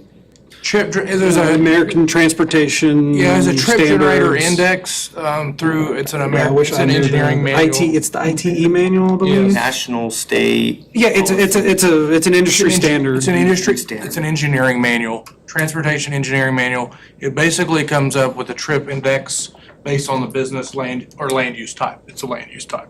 So hotel has this much generated traffic. They're all traffic engineering. It's all traffic engineering, which we don't deal with much because we're so rural. And they come up with an index, a whole chart, hotel, convenience store, grocery store, bank, you know, the whole list and gambit. And so, And it's the same thing on the water meters, the different capacities. That's based on American Water Works Association that says you have a meter capacity of X, Y, Z. You have that, this committee that's making this recommendation doesn't have a clue what that looks like. Sure, yeah, and that's gonna be in the report that we're working on, so it'll be publicly available to view prior to the public hearing. But I'm making a recommendation to somebody not knowing at all how it's gonna impact an apartment complex, a hotel, a restaurant. I'm making this simple motion, and we're gonna vote on this simple motion, but it impacts all of that. So. That's what I don't like. that's all, is that? We just don't have all the information. There's additional policy decisions that can be made is you can collect at different rates for different industries, so to speak. Like you could use these numbers for your single families. You could use a different set of numbers for other land use. Again, policy decisions, but at the base numbers, those are what's being recommended. But it's not on this. Well, if we approve this, it goes to the city commission. We still don't know what the multipliers are, but they're attached to this regardless. They will be, yes. I have a big problem with that. You wanna just make copies of that and let them look at it? Yeah, no, that's. Just, we're voting on something we have no information on. Yeah, nobody carries that manual around. And I agree, but you're asking us to be a working committee, but we haven't got to work on it. This is the work. That's only on the roadway fee. Correct. It's only on the roadway section of this. Does not apply to water and sewer. Those are applied just as they are. It's only on the roadway. We just talked about But- water being 6 times because you have a 6-inch meter. On the meter size, the indexes we're talking about are only transportation related. It only changes the dynamic of the $300. This is Yeah, the but the information for impact the fee water. on the water side is 6 times multiplier. I think what Joe's trying to say is you have all the information for water and wastewater. The only information you don't have is for the roadway. Okay, that's where I confused. That is what it is. This, Okay. this slide is in your packet Yeah. for water and They're saying wastewater. that a 6-inch Service main unit- can service unit provide equivalent is. 800 gallons per minute. That's just known. And basing it off the 1 meter, you can see that 40 times 20 Yeah. is There's your 800. multiplier. So it's a standard safety kind of And it's, determination. it's exactly how we're doing our utility rates. So if you have a monster house that is a 6-inch meter, you know what I'm saying? You're gonna pay for it. You're gonna pay for that because we have to deliver that demand. And so we have to deliver 80. Whether you wanna use it or not, Yeah, but obviously times nobody's more. gonna put that in. I know, But I'm it saying, will be a business that does that, but what's the wastewater multiplier? it's the It's the same. same. Because you can push out into the wastewater system exactly what you bring in from the water system. So it's the same multiplier. It says water So- / wastewater. Let me get that straight then. I'm gonna pay 6 times the water, 6 times the wastewater, and possibly 6 times the traffic? And That's 6 times exactly the right, profit. because you have 6 times the impact. We're saying that your fee is a direct correlation for your impact. And we know, and we're talking about the biggest of big business, which is not coming to Canyon. Yeah, it's quite frankly. Maybe. We have restaurants. How many coming- If you utilities? guys wanted to come to They Canyon, wanted to come, would yeah. that qualify? But here's They're already the here. thing, They're already from a- inside. From a utility standpoint, though, I mean, I'm trying to correlate this, what I do on the electric side of things, you know? all about the When you have a big customer that comes in, you've got to, like, the beef packing, I mean, Thank you.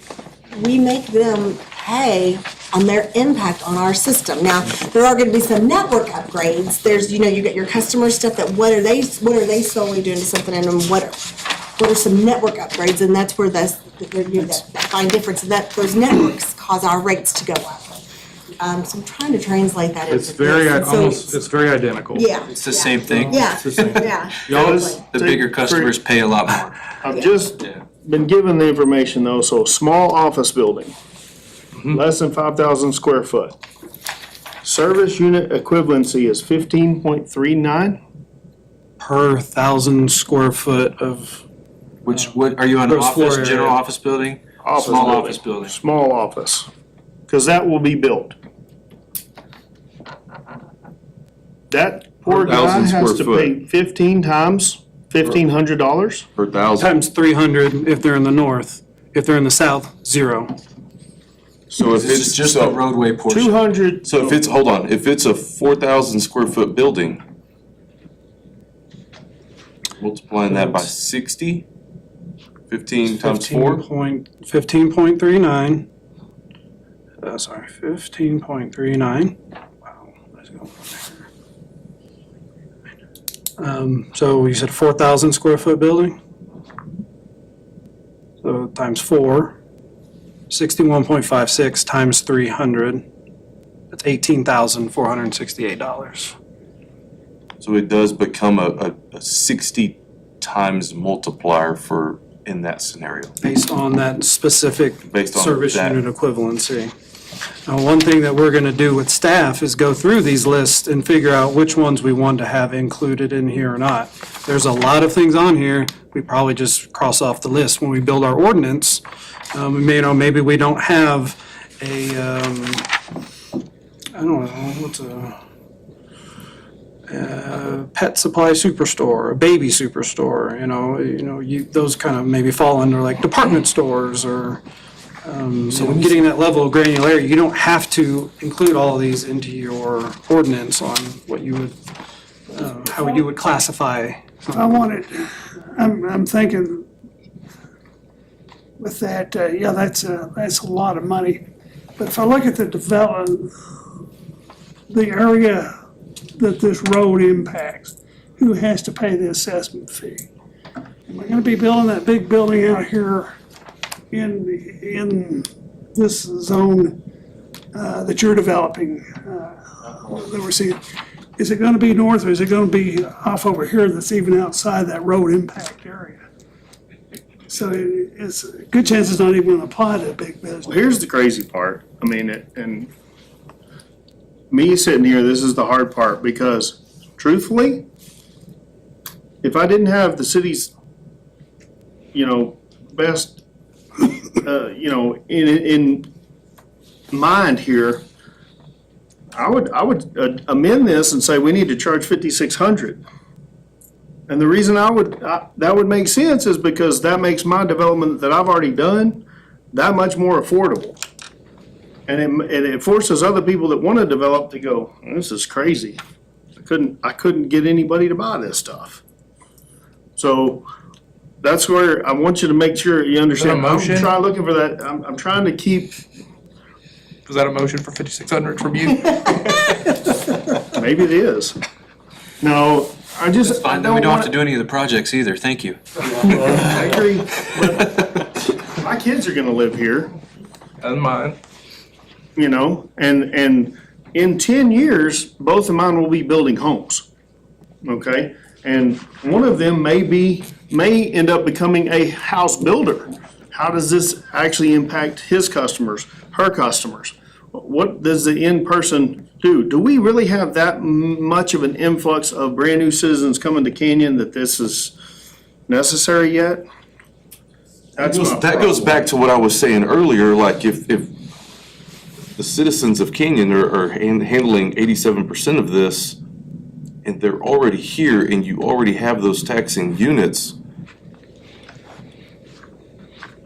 I don't know, maybe I'm seeing it wrong, but it almost seems like the city is selling themselves short by saying, hey, we're gonna take this 13% and put it on anything that really happens on Kim Road, because we already have They're already in place. the other ones in place for Spring Canyon and Phantom Creek.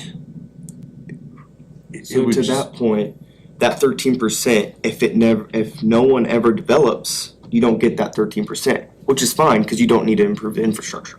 So by that point, it's a built-in system to where if you want to come to the pizza party, you gotta chip in for the pizza, right? If no more people come, we don't need more pizza. So does that make sense? That kind of gets that point. Why would we pay for roads that we don't need as a current resident? Only the people who are expanding or new businesses that are coming in that need that infrastructure just are asked to chip in for the cost that it costs the city. If that makes sense. So, we've had discussion, there was a motion, there was a second to adopt the recommendations by the city staff for water at $450, wastewater at $750, and roadways at $300, for a total of $1,500. Any other discussion? Hate to do this, but I make a motion that we table There's a- this. Hold on, I have a motion on the table. At what point do you make a motion to table? At this point in time, After the vote, If, after What? this, you have to have a vote. There's after been a we get motion through and a this second. vote, if it doesn't pass, then we can entertain another motion. so what I'm gonna do, Right. And the reason I say this, Sir, I'm gonna call for the question. call for the question. And what that in parliamentary terms is, let's vote on the motion. That's it. Okay. Okay, so. can I finish my discussion? Mhm. The only reason I was about to say that was because we don't even have a full committee. We're missing how many people? 2. We have a quorum, but we don't have a full committee. Okay, so we've got a call for the question. We've got a motion by Bob and a second by Tanner to accept the recommendation by the city staff. Again, for $1,500 per single-family equivalents. So all those in favor, if you would just raise your hand so we can get a count. We're only talking about single family. That's it. No, you're talking It's the about the whole- whole deal. it's the Everything we talked Whole about. thing. Okay. I count 2 hands. Those not in favor, raise your hand. So we've got 4. Okay, so that motion does not pass. At this time, is there any other motions to entertain?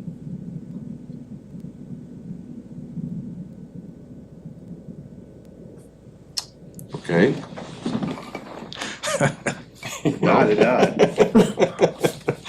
Do we need to postpone this, or I'm What more motioning? do Was the we- motion to postpone it? Well, or there's, to what more do table? we need, I guess, will be the question from us. Okay, so what else, so let's go there. So at this point in time, other than it being just stalled at this point, what else does the city need to provide this capital infrastructure advisory committee so that we can make an accurate recommendation? My important question and note is, you can recommend whatever fee you feel is appropriate, including $0, or are you not saying the fee should be $0 and you just need more information before you recommend a fee? that helps us know what to do, right? Because if the problem is the fee, you can recommend $0 and they're set at 0. Lubbock set 2 of their fees at 0, Roadway at 15. If the problem is not enough information, then that helps us know just what to present. That's why I ask that. To clarify, if we were to adopt a $0 fee, that would still in effect say that we are adopting a policy. That's correct. And then from there, it can change however, That's exactly But it right. still has to go through this body, still has to go through this body, and then it still has to go through the city commission, yes. and then it's enforced by, The hard part is, you know, we've invested city money into hiring Freeze and to help walk us through this. And it's taken 18 months. And so if you don't adopt a fee for something, that's just wiped. We have to start all the way back over and it's a waste of money. And so we would at least have it at $0, even if we don't do anything, because then it's set. I You understand know, your, that work doesn't get wasted. yeah, I understand your concern.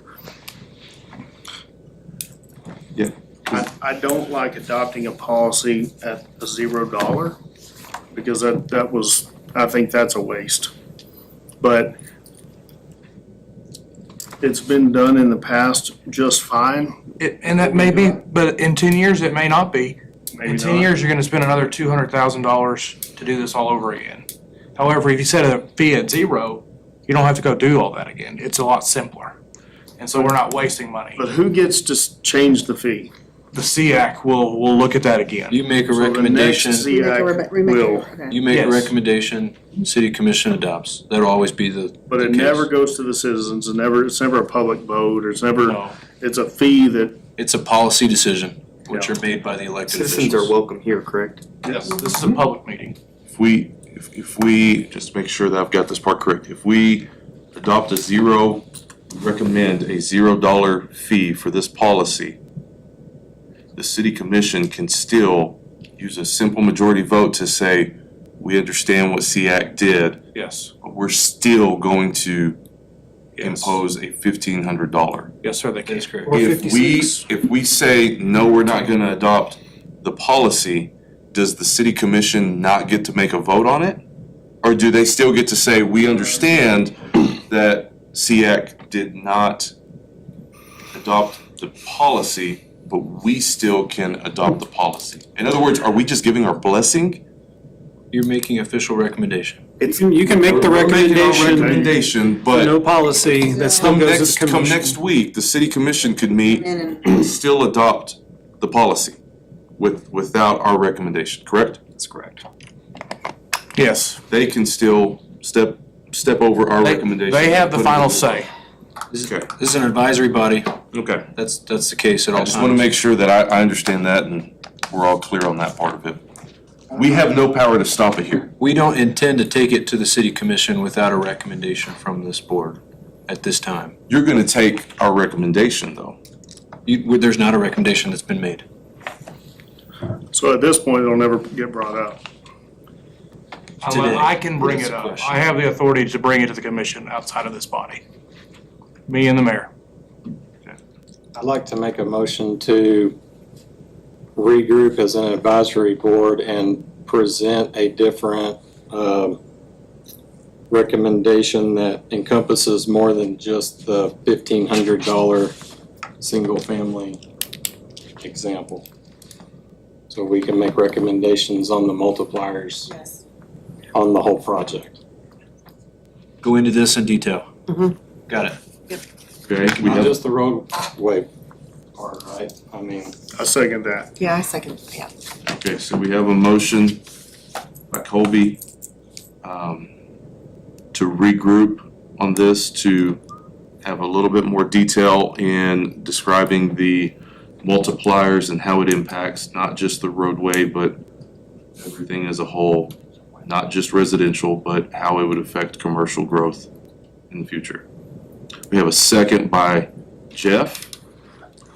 Do we have any other discussion on this motion? Is the hangup really just the factors? Is that where we're really stuck at? It's not the $1,500, but it's the 20 times or the 10 times? That's what Absolutely, it's down to? absolutely. And Can we have a working meeting, or does it have to be a public meeting? Everything we do in this body has to be public. It'll be public, but it can be a public work session. Okay, I think that's what we need to have. We can bring examples of potential businesses and what the calculations would be and what the fees would be, and go through it from that perspective. That would help. I think it would kind of be, we're looking at putting this policy in and the beneficial results of putting this in. I think maybe it would be helpful for me and maybe some others here to see the opposite of that. What are the negative effects if we don't put this in? What other capital strain does that have on the citizens and you know, because there's another side to that graph of here's what happens when you don't do that. True. And I know that that's part of your comprehensive. Yeah, absolutely. And you know, the real quick tagline is you have a program and then this funding tool mechanism, it helps to maybe minimize your rate increases. It helps to, If you don't put it in, the impact is $1.3 billion that are spread out to everybody we else. talked That's about the a big- 13%, you know, development picking up this 13%. But Right now, it's at 0, and it could stay at 0, but, you know, so all the ratepayers pay everything else that gets added, whether, you know. Including those rooftops that are coming in. It's this whole deal enlightened to me, and that's why I'm glad we had great discussion, because I can't sit here and tell you I'm completely against impact fees, because I assessed impact fees in my developments. And I agree to it. But what, we keep talking about 13% and $1 million, $1.3 million and this and that, but that's based on $1,500. It's not based on what the business is. If we get any businesses, now that It doesn't, multiplies it quickly. doesn't, actually. That's the max we could get, is 1.3. So if we couldn't go. Business, if So they if came one in. business comes in and pays $200,000 of it, we only need to get, It's The based on, rest, it's based the on service 1.3. unit equivalent, so Capped. we've guessed at what types of businesses will come in, so what their at some equivalents are. point, one neighbor goes and pays an impact fee and he's the last guy, and then the next guy goes and he doesn't have to pay it? Possibly, yes. I thought it was a, No, it's assessed at the plat. These are, Well, yeah, we'll know it, because it's assessed at the plat. It'll be plat, then more you than can likely, raise more than 1.3. not by law. We're capped We don't at that know what amount, the correct, businesses are Andrew? gonna be. Like, we couldn't go over the 1.3 million, that's in the, There's just so many unanswered questions, and they're good questions. I think we're on a good path. I just don't think we're ready to make that recommendation, so. If we, Work session would be yes, we'll do the beneficial. work Much session, That would be good. Okay. you have to vote on it. I mean, We have, could we exceed that dollar amount? we have that motion to have a work session to further discuss the multipliers and how this could impact both, not just the residential and commercial side. We had a second by Jeff. Was there any other discussion?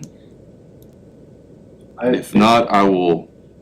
if that is what we vote on, I would like to request historical data. What businesses have been known to want to pay or willing to pay, if the city can provide that. We've never had a fee. I thought at the beginning, you said we've done this before. No, what Never I. had Or we've done like I one-offs, said at the right? big- Yeah, what I said was, Not a policy, but like we've had an agreement, right? Developer agreement. How we've had a commercial side of that we've agreement. not, we've only Yeah, no, so assessed there is fees no based on historical data. residential. It's flat. The commercial businesses that might come into your development, Jeff, are getting a huge subsidy because they're paying the same flat fee per lot. Correct. They're gonna pay $850. Okay. Just like a house does. Because that was a development agreement per lot. It was just simple math. Agreement made. We didn't have the engineering and calculus expertise to run all these calculations and do the land use equivalent. That's the other benefit of this is the land use type pays for their impact. Whereas our simple calculations and agreements we've made to date are just, hey, whatever the lot is, whether it's a quadplex or it's a single family house, that fee's the exact same. And so there's not equity there from the end user. And also, we're, we were looking at, we're thinking, what, 20 years for that build out? Potentially. So 20 years to get $850,000. As we look to get this work session scheduled, I'd ask that we see if we can get some of the city commissioners to join us for that. I think maybe you're hitting two birds with one stone there, and if there's any opportunities to answer some extra questions there, that might be the best use of everybody's time.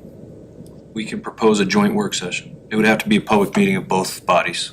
Okay. They wouldn't be able to come and sit as participants without it being publicly With that, posted. okay, right, because you can't have them We all can do in that. one. Yes. That makes sense, okay. Any other discussion? Okay, going back to that second motion there, so all those in favor say aye. Aye. Any opposed? Okay, so that motion will carry. All right, so that is all for our action items, other than to adjourn. Do I have a motion to adjourn? Motion from Jeff, do I have a second? Second. Second. Tanya, all right. Thank you, guys, I appreciate your time. Thank you all very much. We appreciate you paying attention. Appreciate the conversation. Being involved. It helps. Can we start the work session earlier than 4:45? I won't be here. Sorry, my bad. So confusing. I know today was rough. So, See you. the developer, he's a friend of mine, he's lost his mind. Thanks for your time. So, inside joke. I get you. Have to, Thank you so much, I appreciate it. Thank you. Yeah, sorry, a meeting to talk about how those examples, maybe y'all do some, we can use some actual real life. Yeah. Representatives. Randall? And their gross square footage and everything. Mechanical. How you been? Okay. You doing all right? Familiar. That's why I did mechanical engineering. Okay. Did you ever go to Texas? I did. At Preston? Yeah. Try something new. Yeah. Yeah. Still friendly with all today, talking to Glenn. But I guess Taking his brain on things, but yeah, I'm gonna be the GM for Larry CD Fair, and Yeah, church, when we get into it, that's why I'm trying to see where backups. You know, again. put my name in Diane's ear if y'all hear of any other HVAC stuff that you've got going on as you're working on things. So you've got the expansion going on over there, and you've got somebody already kind of on the ground. I've talked to John. I've already college. And then 4 years ago, they put a bid in there, and see if we can't try to earn some business. In that school district, Appreciate it. We want to make sure they're representative. Danny, it's a pleasure to meet you. What was your I last need to name? get some examples on, like, Alright. what certain businesses, and what certain meters and stuff, perhaps. I think we should have. I had a weird sense of. Shouldn't be hung up on that. We got hotels that use a 2-inch, right? 4-inch maybe. Lone Star's using 4, right? I did it because I just Some of the 6 inches are probably needed at the school. especially being around. But I'd say 3. Yeah, right. It's realistic. 2 is probably, Right? It's just. Well, I appreciate it. we have a lot of that from the This is rate what it study. takes. Yeah, that's true. When we did that new gen rate study, yeah, we have some of that in These guys for those details. I know Sarah helped on some of that. One of each. Sarah, I think, helped on some of that, didn't she? I mean, obviously, I just voted for, so. Sure. Yeah, I mean, Yeah, we put some hypotheticals to. services.